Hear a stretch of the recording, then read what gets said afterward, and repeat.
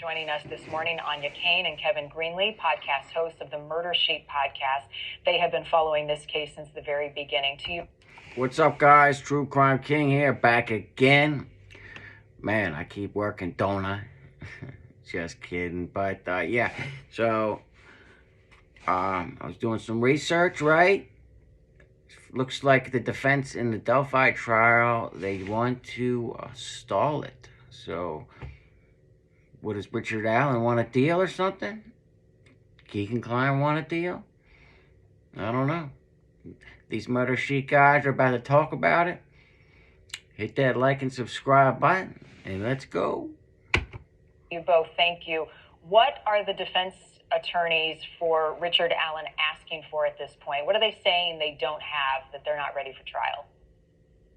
They're saying there's so much discovery in this case. And by discovery, I mean that's the material that the prosecutors have gathered on the case over these last 6 years.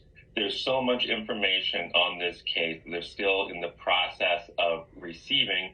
They do not feel like they've had an opportunity to properly go through it and prepare for the bond hearing that was originally scheduled for this week, or certainly not for the trial that was scheduled for to begin next month. And so they've asked for more time. They've asked for a delay in both of those proceedings.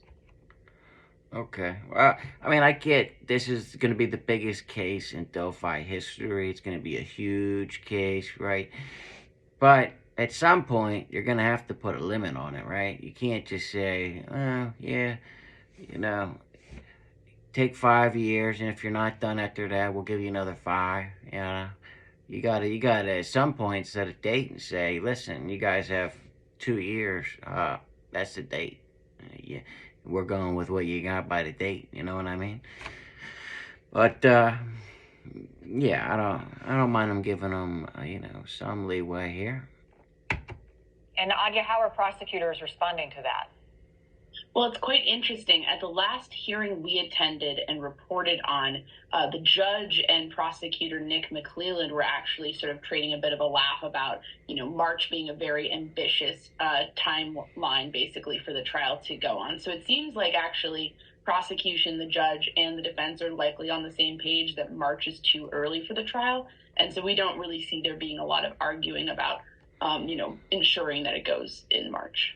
Damn, so we got the Richard Allen trial coming up, Kohberger trial. It also caught our attention, Kevin. The defense attorneys seemingly were going to ask for bail for Richard Allen. Where does that stand? Well, that's what was going to be discussed at this hearing that was scheduled for Friday. And the interesting thing about that is... And real quick, let me know, who do you think is the suspect in this Delphi case? You think Richard Allen's the guy? You think Ron Logan?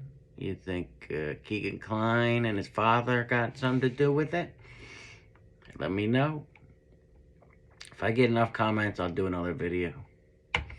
In the state of Indiana, when you have a bail hearing, the prosecution. Well, you got to do videos on what people are, want to watch.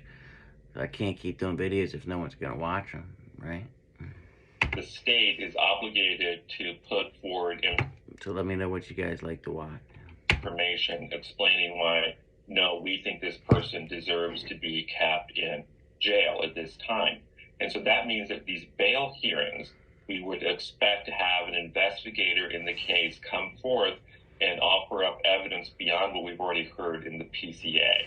So that has the possibility, has the potential of being a very interesting hearing whenever that happens. Anya, remind people at home, as I mentioned, it's been 6 years since the girls were killed. We learned a lot in the probable cause document that was released late last year. I think Richard Allen's I think he's the bridge guy, 100%.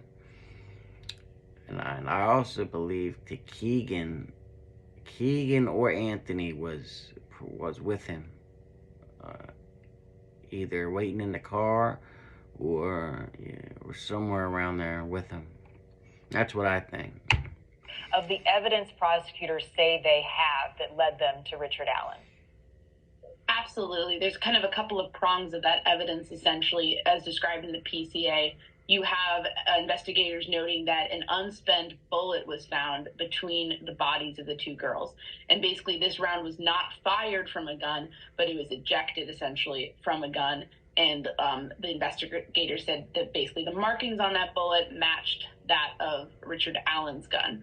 And in addition to that, you have Richard Allen essentially placing himself on the trails that day and noting that he came forward in 2017 to a conservation officer and said, hey, I was there, here's what I saw, essentially. Yeah, why would he ever have said that, Especially when he did do it, right? How stupid can you get? Yeah, let me volunteer my information to the officer. You dumbass clown.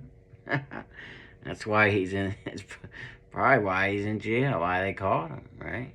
Big part, right? But hey, I'm glad they caught him.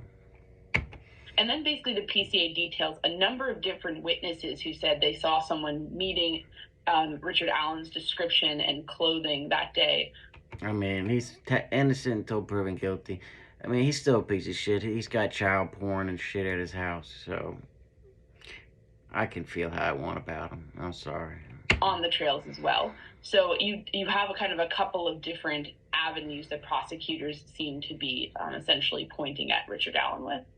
And Kevin, the investigators have taken some heat because they had much of this evidence at the onset of the investigation after the murder, yet it took years before finally making an arrest. What more are they sharing at this time as both sides get ready for trial?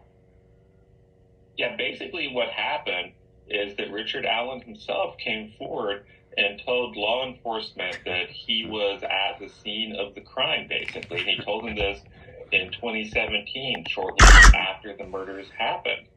And because of a clerical error, that information was lost, and that lead was not pursued until it was rediscovered sometime last year. And so obviously a number of people who observe and follow this case find that very, very frustrating. I like that murder sheet guy, but he looks like he don't take a minute off, right? He looks like he's always working, right? But, yeah. Let me show you what I'm talking about. Man, he looks like he's tired, man. But hey, they get results, right? If you liked it, hit the like button. If you did, don't hit the like button. And until next time, True Crime King, out.